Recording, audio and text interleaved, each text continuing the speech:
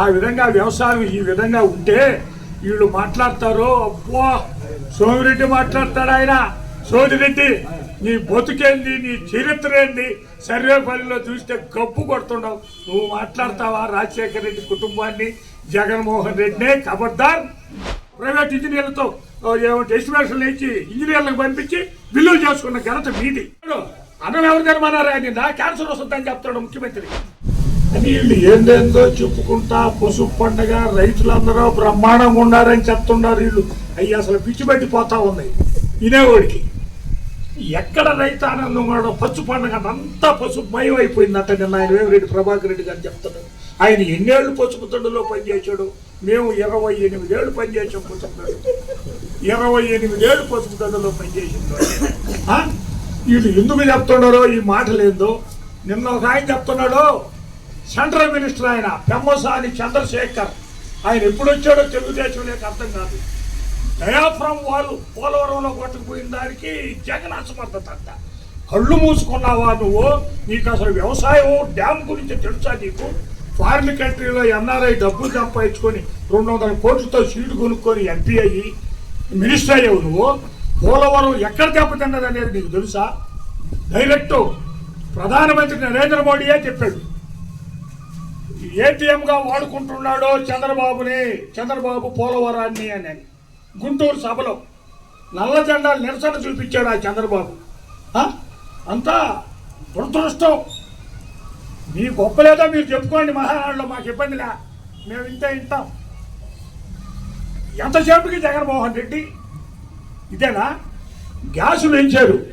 అదే ఒక్క చిన్న విషయం, ఏబిఎన్ వాళ్ళకి ముట్టుకు కృతజ్ఞత చెప్తున్నా నేను. కంగ్రాచులేషన్. ఏబిఎన్ ఆయన అడిగాడు మొన్న, గ్యాసు ధరలు పెట్రోల్ ధరలు పెంచితే నవ్వుకునేది ఫస్ట్ రేవంత్ రెడ్డి అంట, రెండవది చంద్రబాబు అంట. ఆంధ్రాలో 30% వ్యాట్ వస్తుంది. మీకు ఎంత లాభం వస్తుంది రాష్ట్రానికి? 2 సంవత్సరాలు కరోనాలో 4 రూపాయలు పెట్రోల్ ధర తగ్గించలేక జగన్మోహన్ రెడ్డి నానా తంటాలు పడ్డాడు.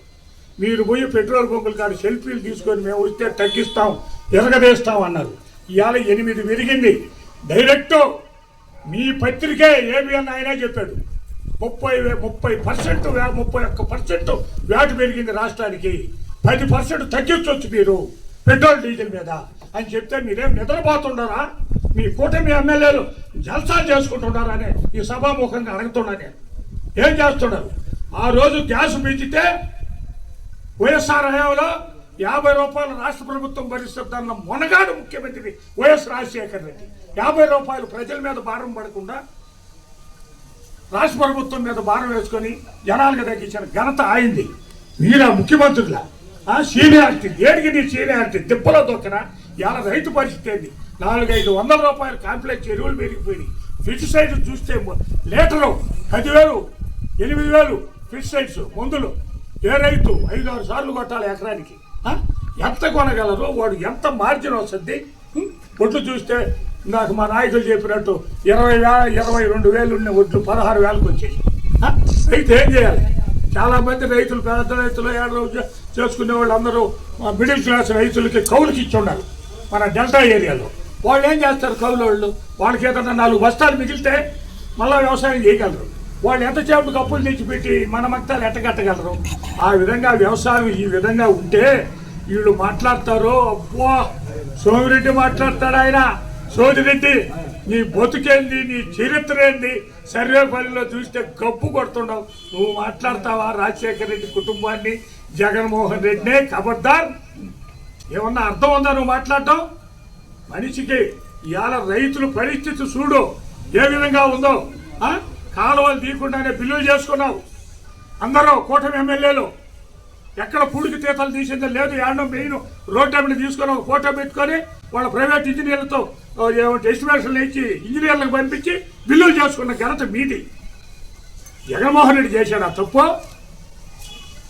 జగన్మోహన్ రెడ్డి 2 సంవత్సరాలు కొంత లోటు బడ్జెట్లో కరోనా టైంలో రాష్ట్రాన్ని కాపాడి 10 లక్షల వ్యాక్సిన్లు వేయించి ఎంతమంది జనాన్ని కాపాడాడో. మీ పోటీ యువకులు, పత్రికా విలేకరులు ఎంతమంది ఉన్నారు? మాకంటే చదువుకున్న వాళ్ళు మీరు, మీకు ఇంకా అన్నీ తెలుసు. కాకుంటే మేము ఏదో ఒక పార్టీ, ఒక రాజకీయ నీడను ఉన్నాం కాబట్టి మేము మాట్లాడాల్సి వస్తుందే కానీ మీకు తెలవంది ఏమీ లేదు, మీకు మేము చెప్పాల్సింది ఏమీ లేదు. అందువల్ల ఇవాళైనా రైతుల గురించి, రైతు అంటే ఎప్పుడు ఆయన చెప్తాడు అన్నం ఎవరు తినమన్నారు, నిన్న క్యాన్సర్ వస్తుందని చెప్తాడు ముఖ్యమంత్రి. అన్నం ఎవరు తినమన్నాడు నిన్ను? ఎంతమంది అన్నం తినుకుంటే బతకాలం నాయన మనం పేదవాళ్ళు మధ్య తరగతి మనం ఏమి ఇవాళ ఫ్రూట్ సాలిడ్లో ఇది శక్తి ఉందా? మనకి ఆడి నుంచి వస్తాయి డబ్బులు. ఒక్కరో ఉన్న జ్ఞానం ఉందా నీకు? అది కాదు. అందువల్లే ఆ ఎన్టీ రామారావు ఏ మనసులో దర్శించిన ఆయన ఈడు మళ్ళా మహానాడు ఎత్తడం నాకు ఇష్టం లేదని చెప్పి అతను ఏ దాంట్లోనూ మోడీకి చెప్పి ఆపించగలిగాడు. వాస్తవంగా ఈ ఎమ్మెల్యేలో ఈయన దొరువులు చూశాడు ఆయన మహానుభావుడు. ఏడున్నాడు ఎన్టీ రామారావు? ఆయన నిజంగా మహానుభావుడే. అతను వీళ్ళ వారవలేని తనాలు, వీళ్ళ గందరగోళాలు చూసి నోరు మూసుకొని చాలు గప్పు కొట్టిస్తున్నారు నా బొమ్మ పెట్టుకొని. బొమ్మ పెట్టుకునే దానికి రామారావు కావాలా? వైస్రాయ్ హోటల్లో చెప్పులు వేసేదానికి అప్పుడు మా అవుపడలా, అప్పుడు అవుపడలా ఆయనకి చంద్రబాబుకి. ఆ రోజు మొనగాడుగా రామారావు నెల్లూరుకు వస్తే గాంధీ బొమ్మ సెంటర్లో మొనగాడుగా నిలబడ్డాడు మా ఎమ్మెల్యే, మా అప్పటి ఎమ్మెల్యే, ఇప్పుడు మాజీ ఎమ్మెల్యే ప్రసన్న కుమార్ రెడ్డి గారు. గాంధీ బొమ్మ సెంటర్లో వాన వస్తుంటే గుడుగు పట్టుకొని నిలబడ్డాం మేము. అటువంటి ఎన్టీఆర్ అభిమానులు మేము.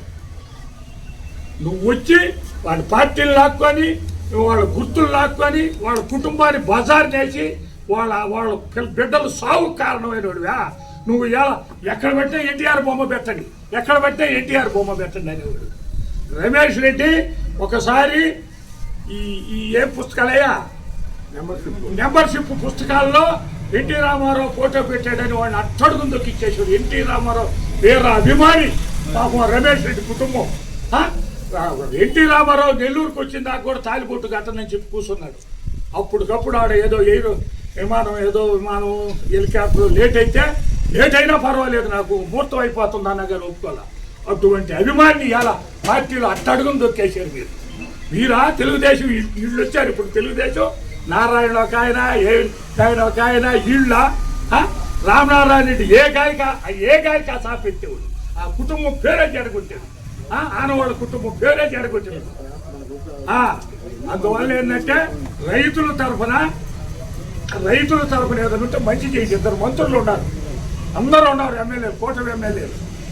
మీరందరూ రైతులకు అంత ఎంతో సాయం చేసి ఆదుకుంటారని ఇప్పటికైనా కళ్ళు తెచ్చుకోండి అని చెప్పి వేడుకుంటూ సెలవు తీసుకుంటున్నాను. జై జగన్, జై హింద్.